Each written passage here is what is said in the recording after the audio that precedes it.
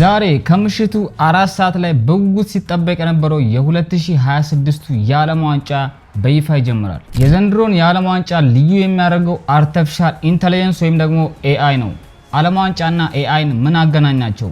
ሁሉንም በዚህ ቪዲዮ ነግራችሁናል። አሜሪካ፣ ካናዳና ሜክሲኮ የሚሊዮኖችን ቀልብ ለመሳብ ተዘጋጅተዋል። የቴክኖሎጂው ግዙፍ ኩባንያ ነው ሊኖቮ ከፊፋ ጋር በመሆን የእግር ኳስ አብዮት ብሎ የጠራውን ነገር ይፋ አድርጓል። ታዲያ ኤአይ እንዴት ነው ነገሮችን የተሻለ የሚያደርገው?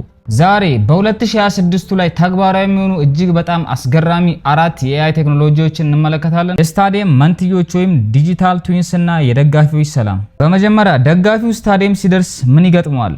አስቡት፣ 3 ሀገራት ውስጥ ያሉ 16 ስታዲየሞች በአንድ ቁጥጥር ማዕከል ወይም ኮማንድ ሴንተር ውስጥ በዲጂታል መልክ ተመዝግበዋል። ዲጂታል ትዊንስ ወይም የስታዲየም የቀጥታ ኮምፒውተር አምሳዮች ተፈጥረዋል። ኤአይም የአየሩን ሁኔታ፣ የህዝብን ብዛትና የጸጥታ ሁኔታዎችን በሰከንዶች ውስጥ በማንበብ ለደጋፊዎች በስልካቸው በኤስኤምኤስ ወይም በመልእክት አማካኝነት ይልክላቸዋል። ስለዚህ ወደ ወንበሮ በሰላምና በፍጥነት ለመድረስ ኤአይ ይመራዎታል። የአየር ሁኔታ ቢበላሽ ወይም የደህንነት ጥበቃ መንገድ ቢዘጋ ኤአይ ወዲያውኑ አማራጭ መንገድ ይጠቁማል። ስለዚህ ትኬታችሁን ከቆረጣችሁ ያለምንም መወዛገብ ወይም ደግሞ የአየር ሁኔታው እንዴት ይሆናል፣ የሰላም ሁኔታው እንዴት ይሆናል ብላችሁ ሳትጨነቁ በቀጥታ እንግዲህ ኤአይ ይህን ነገር እየረዳችሁ እናንተም ያለምንም ስጋት የዓለም ዋንጫውን ስቴዲየም ገብታችሁ መመልከት ትችላላችሁ። ይህኛው እንግዲህ ከኤአይ ቴክኖሎጂዎች ውስጥ አንደኛው ነው። ወደ ሁለተኛው እናልፋለን። የ1 ሜትር ጥንቃቄና የ3D ተጫዋቾች አምሳያ ወይም ፕሌየር አቫተርስ።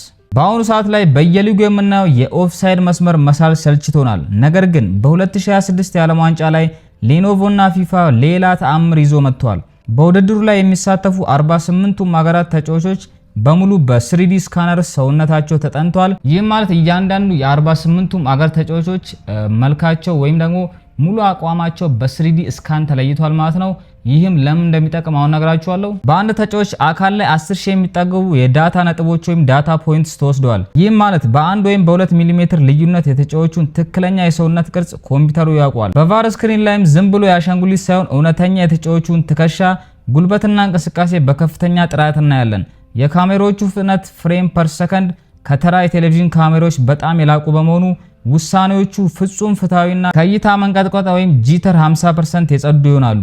በቀላል አማርኛ ሳስረዳችሁ ለምሳሌ ያክል አሁን ላይ የመጣው ቫር የሚባለው ቴክኖሎጂ ማለት ነው። ኦፍሳይድ በሚገቡበት ሰዓት ላይ ለምሳሌ ያ ተጫዋች የጉልበቱ 10 ሚሊ ሜትር ወይም እጅግ በጣም ትንሽ ክፍተት ወደ ኦፍሳይድ በሚገባበት ሰዓት ላይ ቫር ይህን ነገር አያይም ነበረ። ነገር ግን አሁን ላይ እድሜ ለኤአይ ቴክኖሎጂ እያንዳንዷን ሚሊሜትር እንግዲህ እየመዘገቡ ስለሚገኙ ምንም አይነት እንቅስቃሴ የጣቱ ጨረፍታ እንኳን ወደ ኦፍሳይድ ቢገባ ያ ነገር ኦፍሳይድ ተብሎ ይወሰናል ማለት ነው። ስለዚህ ከዚህ በፊት ከነበረው የቫር ቴክኖሎጂ እጅግ በጣም የተሻሻለው የኤአይ ቴክኖሎጂ እንግዲህ ኦፍሳይድን በመለየት ዙሪያ እጅግ በጣም የሚገርም አይነት ውጤቶችን ይሰጣል ተብሎ ይጠበቃል።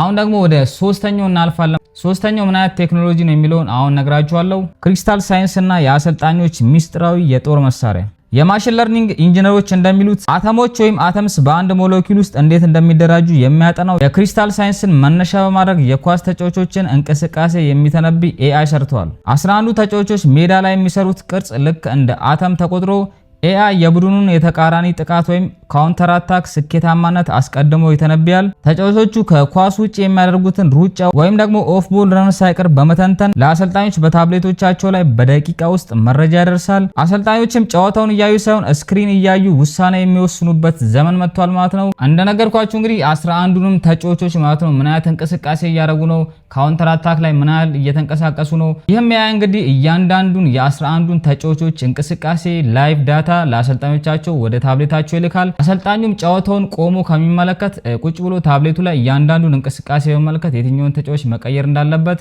የትኛው እንደደከመ፣ የትኛው ጠንካራ እንደሆነ ሁሉንም መለየት ይችላል። ይህም እጅግ በጣም አስገራሚው ቴክኖሎጂ ነው። የውጤት ግምትና ቁማር ፕሬዲክቲቭ ቤቲንግ።